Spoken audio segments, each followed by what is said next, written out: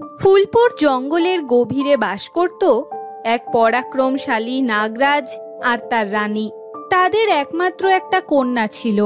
জন্ম থেকেই মাথায় একটি ঝলমলে মণি নিয়ে জন্মেছিল সে। এমন একদিকে ছিল আশীর্বাদ, আবার হয়ে উঠেছিল বিপদের কারণ। এই মণির জন্য বহু মন্ত্র জানা ডাইনি তাকে অপহরণ করতে চাইত। নাগরানী কন্যাকে বাইরে যেতে দিতেন না। তবুও একদিন, মা, আমি একটু বাইরে খেলতে যাব। না সোনা, বাইরে অনেক বিপদ, ডাইনি এখনো জঙ্গলে ঘুরে বেড়ায়। আমি একটু বাইরে গিয়ে খেলেই ফিরে আসবো মা, কেউ আমাকে দেখতে পাবে না, কথা দিচ্ছি। নাগকন্যা রানীমার কথা না শুনেই গুহা থেকে বেরিয়ে যায়। খেলতে খেলতে হঠাৎ সামনে একটা ছোট্ট হরিণকে দেখতে পায়। হরিণটি খুব কাঁদছিল। এই, তুমি কাঁদছো কেন? আমি আমার মা বাবাকে হারিয়ে ফেলেছি। ডাইনি আমার ওপর আক্রমণ করেছিল। এই কথা শুনে নাগকন্যার মন গলে যায়।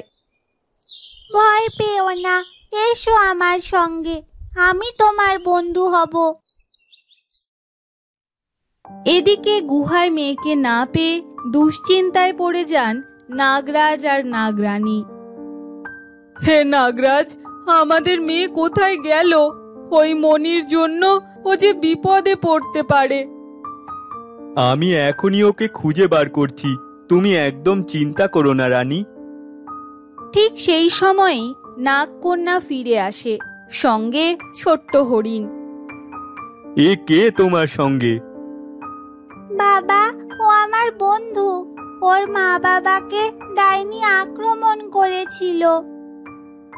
ডাইনি? জঙ্গলে ডাইনি আবার ফিরে এসেছে? নাগরাজ সিদ্ধান্ত নেন নাগ দেবতাকে খবর দেওয়ার। তিনি আর রানী রওনা হন।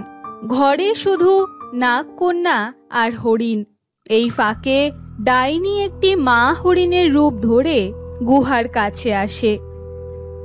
সোনা, এসো, আমি তোমার মা। অনেক খুঁজেছি তোমায়। না না, তুমি আমার মা নও। আমার মায়ের গলার আওয়াজ এমন নয়। এটা নিশ্চয়ই সেই ডাইনি। ডাইনি রূপ পাল্টে হেসে ওঠে। এখন তোরা আমার হাতেই বন্দি। নাগকন্যা এক তলোয়ার তুলে আক্রমণ করে ডাইনিকে, কিন্তু ডাইনির জাদুতে সেই তলোয়ার তারই গায়ে ফিরে আসে। এতে নাগকন্যা আহত হয়। ডাইনি তাদের ধরে নিয়ে যায়। পরক্ষণে নাগরাজ আর নাগরানী গুহায় ফিরে এসে চারিদিকে রক্ত দেখতে পান। আমাদের মেয়েকে ডাইনি নিয়ে গেছে, আমি বাঁচাতে পারলাম না। তুমি চিন্তা করো না, আমি ওকে এক্ষুনি ফিরিয়ে আনবো। তারা খুঁজতে খুঁজতে এক গোপন গুহায় পৌঁছায়, যেখানে ডাইনি নাগকন্যাকে খাঁচায় বন্দি করে রেখেছে, আর হরিণ অজ্ঞান হয়ে পড়ে আছে। বাবা, মা, আমাকে বাঁচাও। নাগরাজ ঝাঁপিয়ে পড়ে মেয়েকে উদ্ধার করেন, আর ঠিক তখনই ডাইনি ছুটে আসে। কেউ পালাতে পারবে না। শয়তান, এবার তোর সময় শেষ। এবার দেখ আমি কি করি। নাগরাজ নাগ দেবতার দেওয়া জাদুর তলোয়ার দিয়ে ডাইনির গলা কেটে ফেলেন। ডাইনি সঙ্গে সঙ্গে মাটিতে লুটিয়ে পড়ে। তুই ঠিক আছিস তোরে মা? হ্যাঁ মা, আমি ঠিক আছি, কিন্তু হরিণটা? ও সুস্থ হয়ে উঠবে মা। এখন আমরা সবাই নিরাপদে আছি, তুই কোনো চিন্তা করিস না মা। এরপর তারা সকলে গুহায় ফিরে আসে। কিছুদিন পর হরিণ সুস্থ হলে, ধন্যবাদ তোমাদের, তোমরা আমার প্রাণ বাঁচালে। সত্যিকারের বন্ধুত্ব এমনই হয় হরিণ।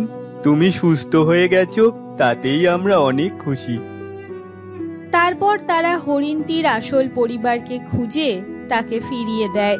নাগকন্যা আর হরিণের বন্ধুত্ব জঙ্গলে রূপকথা হয়ে রয়ে যায়।